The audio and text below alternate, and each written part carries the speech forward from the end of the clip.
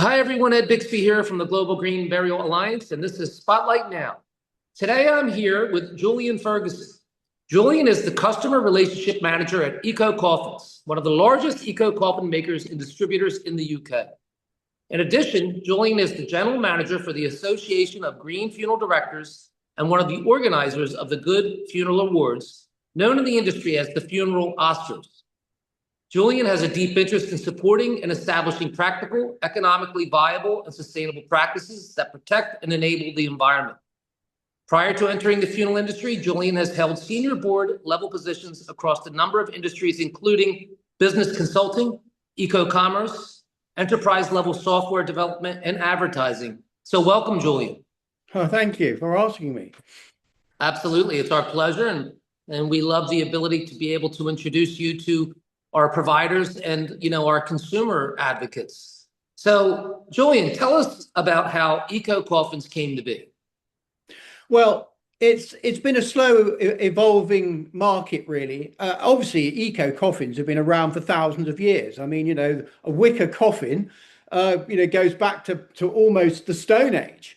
But what's happened in the more modern environment is that consumers are slowly becoming more aware of the importance of being eco, in not just in the funeral environment, but in their broader lives. The challenge is that eco coffins are handmade. So understandably, they're more expensive than, say, MDF or plywood machine-made coffins. So recent research has shown that about 60% of the UK population would be keen to have an eco funeral, right, of some form, and that might merely just be an eco coffin. It might be a cremation, but some aspect of eco-ness. The challenge, of course, is that when the cold hard price factor comes into effect, then obviously that desire is challenged against the commercial realities of the available budget they have for a funeral, and of course within that what the deceased had requested, and within that what the family more broadly is looking to create in terms of the atmosphere and what the people coming to the funeral will experience. So it's a complicated picture, but it started really with that building of desire to have more eco-friendly options for people, because burning plywood and MDF in crematoria is not great for the environment. And people are looking to have more responsible alternatives. Well, absolutely. And I love how you've explained that difference and the idea that, like you had mentioned, just like natural burial, this is not a new concept. It's something that's come from, basically the dawn of time. So, it sounds to me like it's very logical, and at the same time as well, quite beautiful. As the simplicity of a handcrafted product or something that is made of a natural resource, it's very, very beautiful. And with that being said, what are the range of products that you provide? Well, we do a particularly wide range. So we do things like willow, as you'd expect, but we also do cardboard, we do pandanus, we do banana leaves, we do bamboo. We sell about 12 to 13,000 coffins a year. Most of those are willow. That's about 85% of the market. That's what most people, when they think about wanting an eco-friendly coffin, that's what they think of. And there are increasing number of manufacturers and suppliers that supply willow coffins either from abroad or in the UK. So that side of the market's very competitive. But what we also believe is important is to give people choices. I think what people don't always understand is that the funeral is not really for the person who's died. To be frank, they don't care too much. It's actually for the living, right? And therefore reflecting what the deceased person cared about, what they stood for, what they believed in, the kind of standards that they set in life. This is their last chance to remind people what those things were, which is why funeral directors go to so much trouble to make sure that funerals, where humanly possible, are as personal as you can make them, that they are a reflection of the person who's died. And that also reminds the people coming to the funeral of the reason why they're there, to pay respects to that particular person because of the impact they'd had on their lives. And I think that's the thing that cuts to the chase, where things like whether or not it's an eco funeral reflects back on what the person who was being buried stood for and believed in. Absolutely. And I really appreciate, again, explaining that to our viewers. It's wonderful to hear that, 13,000 is a large number. I mean, of course, with the eco-friendly funeral option world, I used to say you have to crawl before you walk. And I feel like we not only are walking, we're starting to run. And it's good for our viewers to understand that this is not only happening, but it's happening on a volume scale now. And Yes, go ahead, Julian.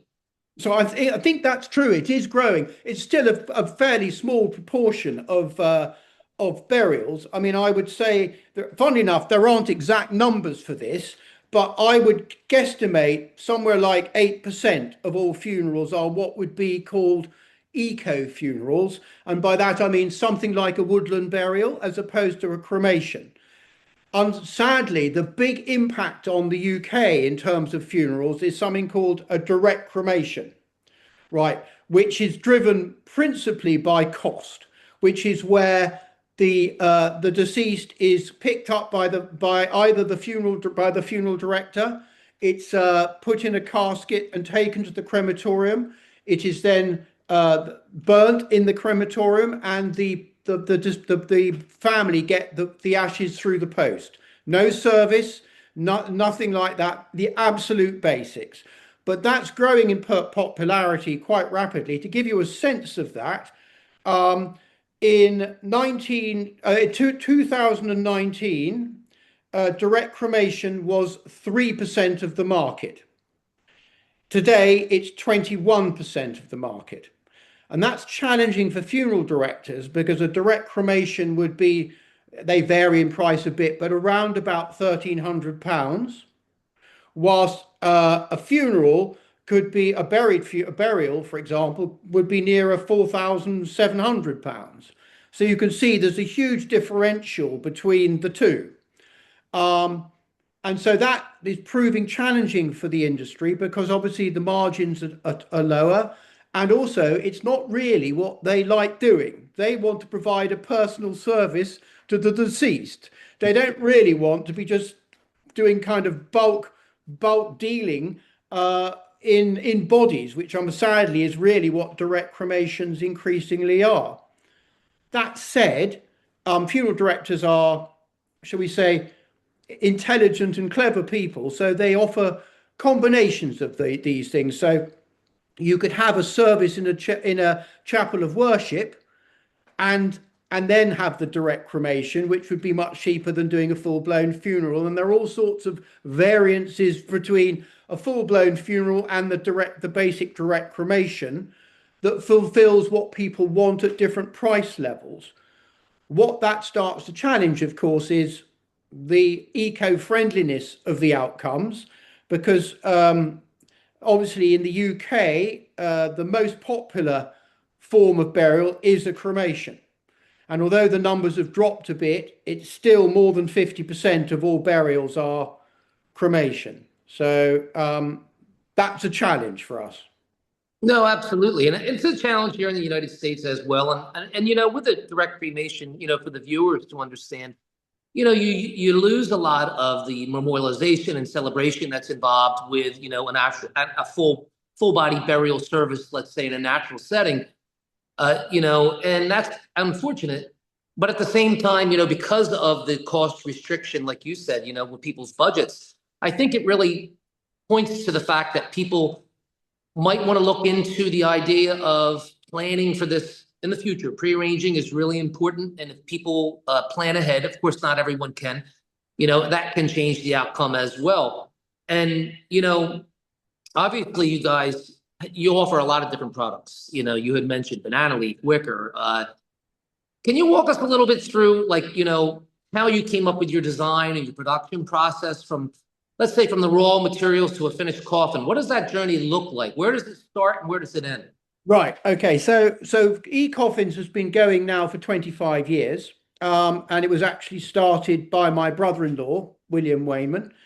And his journey was an interesting one because originally he set out to make bespoke furniture.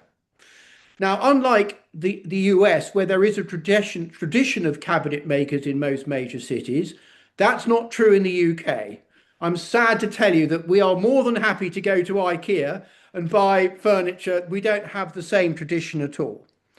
Um, but there was literally nobody really making eco-friendly coffins. It was more of a cottage industry than it was a business. There are a few locals who could weave coffins using willow, but in the main, nobody really. So William had the foresight to see this and started actually in China. So he actually is married to his wife is Chinese, and they started a factory in Hunan province in China to make eco coffins, starting off actually with bamboo and then going into and gradually expanding the range by opening factories in Indonesia as well as in China to make things like pandanus. And so slowly over 25 years, the range has grown. The challenge, I think, is that commercially, 90% of the market, as I've mentioned, is a willow or wicker. So you're really looking at a very small proportion of the market with quite a lot of products. If you've got, fibers, banana leaves, we've got pandanus and bamboo. Even those bits probably make up 3 of the 5% of the remaining market. So it's been a challenge. And the reason why we do it is because we want customers to have choices. Not everybody wants a wicker coffin or a bamboo coffin. They want something that reflects the nature of the person being buried. So we had one the other day from someone who wanted a banana leaf coffin. Why? Because their parents had spent a lot of their life in the Caribbean. So they wanted, although they were being buried in the UK and they lived in the UK, they wanted something that reflect their life, and banana leaf was perfect for them. And I think this is important. I think this is, I think people forget this is not a process. This is a final farewell, a chance to remind all the people who cared about you in life about what you believed in, what you stood for, what you cared about, and the standards that you set. It's not just about, leaving this life in whatever way. It's more than that. It's a statement. It's almost this is what I'm about, and it's your last chance to do it. So we very much believe that's important, and that's also driven by the AGFD, the Association of Green Funeral Directors, is that the service itself, not just the products, but the service that's provided is reflective of the things that they stood for. If they cared about the environment, they want to go to people who also care about the environment, who think about everything about how they dispose of their waste, what views on embalming, on all of those kind of things. They all matter. And that's really how eCoffin started out, with that view that said we want to give people choice and we want to give people environmentally good options when the whole market was dominated by plywood and MDF, which is, perfectly good product, but not good for the environment if you're going to put it in a furnace. No, I agree with that. And, I always tell my families, or our viewers, a natural burial, eco-friendly funeral product, it's kind of like the final statement in one's life and how they chose to live that life. So, you pointed that out in what you just said, that really it is a personalized thing that really shows who that person is. And from your perspective, how would you describe the current attitude in the UK towards sustainable funerals? Are you seeing like regional differences or generational shifts as time progresses?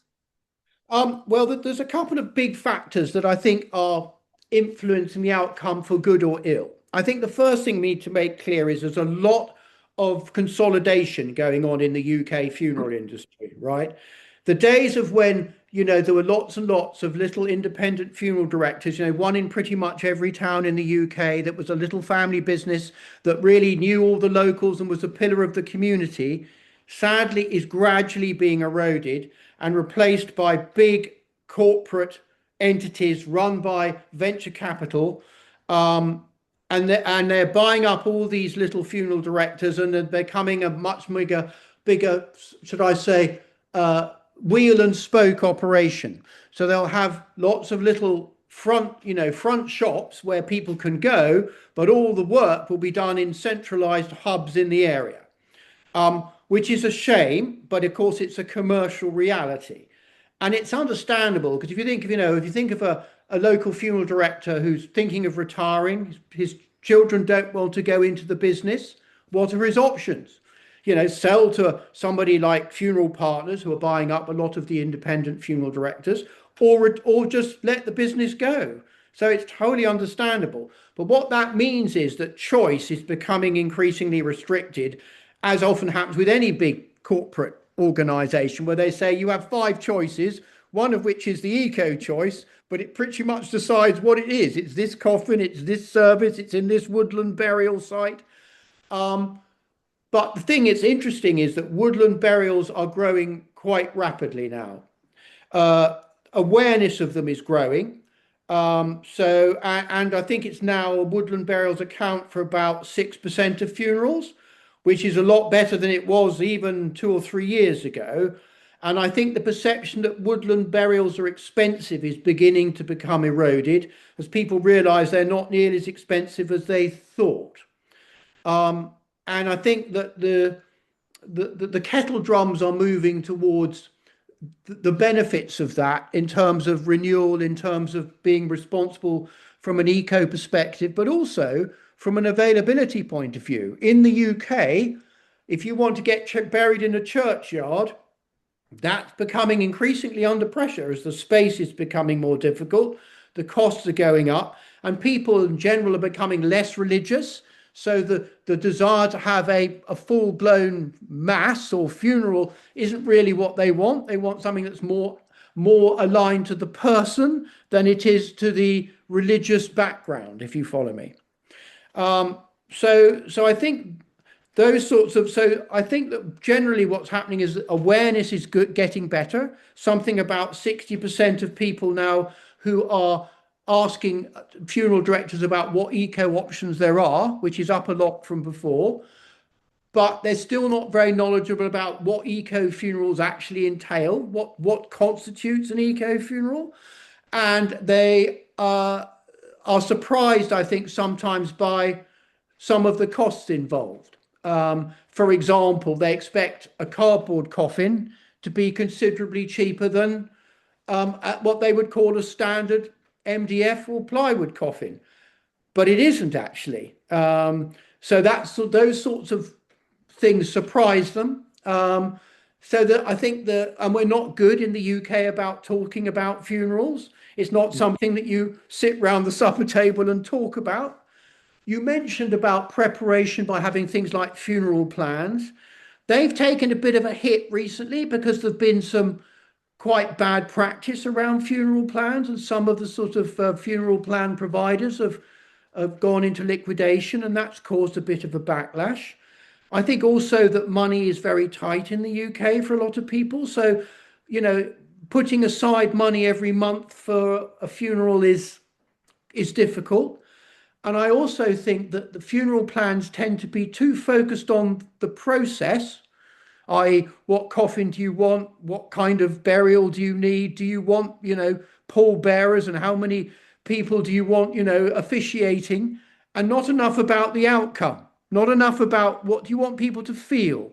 What do you want people to see? What do you want people to understand? What do you want people going to the funeral to remember, right? So it's difficult for people to say, well, you're not talking about any of the things I care about. Those are just mechanics. What I want is people to have a memorable funeral that reflects the personality of the person at the funeral. So I think those are some of the challenges around preparing in advance. The other challenge is that, if you're going to buy a new colour television, right, you plan for it. You say, okay, it's going to be £2,000 for argument's sake, and I'm going to put £50 a month aside for the next however long. For a lot of people, funerals are not an expected expense. So they seem expensive because it's money that they hadn't put aside, that they aren't prepared for, that they have to find in a hurry. But the truth is that the cost of some of funerals in the UK is not a lot more than people spend on their colour television. The difference is one was prepared for and the other wasn't. So your point about funeral plans is a good one, but I don't think it's proved to be a desperately good mechanic for a lot of people. No, I agree with you. And I think what might be best said here is that when someone plans for their funeral in the future, it really is for their family, the ones they left behind, for Yeah. when they have that ability to grieve and not have to worry about all these expenses that they weren't prepared for. So for the viewers to understand, I completely agree with what you're saying. Uh, but at the end of the day, it's something to ponder, and when people are able to do it, it really is a wonderful gift that they can give to their loved ones, when that time does arrive. And, you know, you've been doing this for quite a while, and I'm sure that there are lots of things that come to mind when you think about your journey in the eco-friendly funeral world. Has there been anything that you would consider maybe your most memorable or impactful moment throughout your career concerning what we do, or maybe how that it affected families or providers? Yeah, I think actually it's a very personal one. It's actually about my mother, which was she died sadly 3 years ago now. Now she was I would say, a woman of particular standards, very much a sort of Victorian era sort of person. To give you a sense of that, if you put a milk bottle on the table, God help you. If the milk wasn't in a jug, you were in trouble. Now, I only mention that to give you a sense of the sort of person she was. Very loving, very caring, but she had standards, and woe betide you if those standards were not met. So she had a classic conversation with me that said, I don't want you to spend lots of money on my funeral. I don't just put me in a box, put me in the ground. I'd much rather you and the grandchildren spent the money I've got left and don't waste it on a funeral. And I had this exact conversation with her. I said, well, look, I understand that, and that's very gracious of you, but please remember that the funeral isn't for you. And she said, well, what do you mean? I said, well, look, there are going to be lots of people coming to your funeral who remember you and want to pay their respects. And they will expect you to maintain the standards that you've set in life. And to be honest with you, putting you in a foil coffin and burning you in a crematorium before anyone gets there just ain't it, right? And she had to think about that. And she said, you know what? You're absolutely right. And so we had a woodland burial, and because she cared greatly about the environment. And it was a completely different outcome that we would have had otherwise. And thank God we had that conversation, because I think what a lot of times happens is that people, for the best of intentions, say, I want to have a direct cremation for the reasons that my mother outlined, but they didn't have the conversation with their family that said, yeah, but that's very sweet of you, but that's not actually what's going to achieve the outcome that we as a family want, really, which is for you to be remembered for what you stood for and what you believed in. And actually the people coming to the funeral are going to want either. And so I think that was the one where, very personally, that conversation completely changed the outcome. And at the end of the funeral, about 8 people came up to me and said, that was a lovely service. It really reflected your mother. And that was the nicest thing that anyone could possibly have said to me. And I felt then that I had done her proud, because it reflected everything that people knew and believed about her and the reason why they'd come to pay their respects. Absolutely, and very well put, and thank you for sharing that. I mean, that is really true, and you created a memorable moment out of a moment that lots of people don't want to remember. But you were sending your mom off as who she was, and people could recognize that. So kudos to you. Great job, Julian. That's very sweet. But also, they remembered it for the right reasons. It's important to things like this that they're memorable for the reasons that are important, which is, reliving all the good times you spent with someone you care about. Absolutely, the celebration of a life lived. Yes. So with that being said, Julian, as we come to the end of our interview, looking ahead, eco-coffins is not a new startup. It's been around for a long time, proven, tried, and true. What are your hopes for eco-coffins in the future, not only for the company itself, but for the wider sustainable funeral movement in the UK? Well, I think that's a really good question. As far as eCoffins is concerned, we need to continue to innovate. We need to bring out new products. We need to, I think, move with the times. And there are some, yeah, and I think maybe we'll broaden our services as well, not just necessarily provide coffins. And I'll come on to explain a bit why. I think there are some big potential technological changes that could change the whole outlook of funerals. Because let's be honest, that funerals haven't really changed much since time immemorial, really. And I think that if things like composting can be made to work, at the moment it's not commercially viable for reasons that, takes too long or that, but if you can make things like composting viable, think I have great hope for that. I don't think resomation is going to work. I can't see that the people will get comfortable with the idea of the body being turned into liquid and flushed down the sewers, to be frank with you. But I can see somebody being composted and being buried in the local green space in the area where they live, in the rose garden, where life can go on, and where they can go and visit that anytime they want, where there's no limit on how many people can be buried in the green space because it's compost. I can see that making big and very significant and beneficial changes to the nature of funerals and the way in which they're remembered and captured. If you could think for a minute, this is real blue sky thinking, but this is where I think this will lead, because you asked a question about the future. Imagine that you could save a bunch of money over your lifetime towards your funeral, right? Tax free, shall we say, for argument's sake. And your options could be, supposing you're a multi-billionaire and you've saved, I don't know, let's say 10 million quid, right? That would enable you for your body to be composted, taken to former palm oil production land on the edge of the Amazon rainforest, where you've been able to buy 50,000 acres of former palm oil production land. You're buried there. Your body is marked on that spot by Google Maps, and anyone in the world can go and visit that spot and see how it's returned to pure Amazon jungle, you together with the 100,000 other people who did the same thing, right? Now, that's fine if you're a multi-billionaire. What if you're, someone who's, lived in a small house somewhere in the middle of Lewisham? Well, same thing.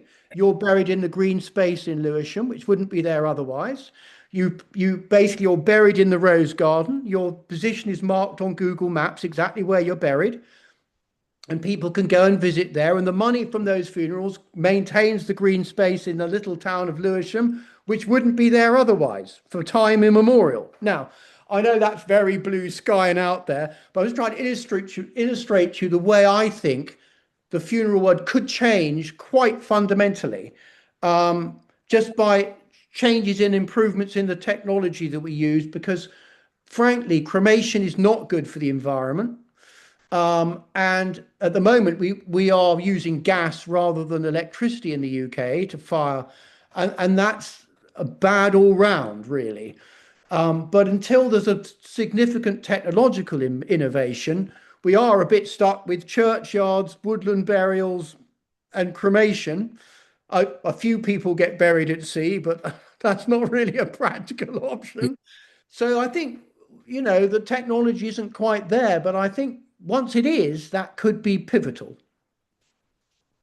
Yeah, I couldn't agree with you more. I mean, it really is about, blue sky thinking is great. It creates the conversations that are needed to create the new processes. And I think it's a lovely vision. And I do believe that you're spot on. I think it will happen. I think people are moving to that direction. So, I mean, we at the Global Green Burial Alliance really appreciate, what eCoffins has done in the UK and the insight and the products and all the things that you provide. Our viewers can learn more by visiting ecoffins.co.uk. Julian, thank you very much. We really appreciate all you've done, and please do keep us posted in the future as to new products and new innovations that eCoffins might be offering. Thank you very much. It's been a pleasure, and thank you for asking me. You're very welcome. So everyone, Ed Bixby from the Global Green Burial Alliance, and this was Spotlight Now.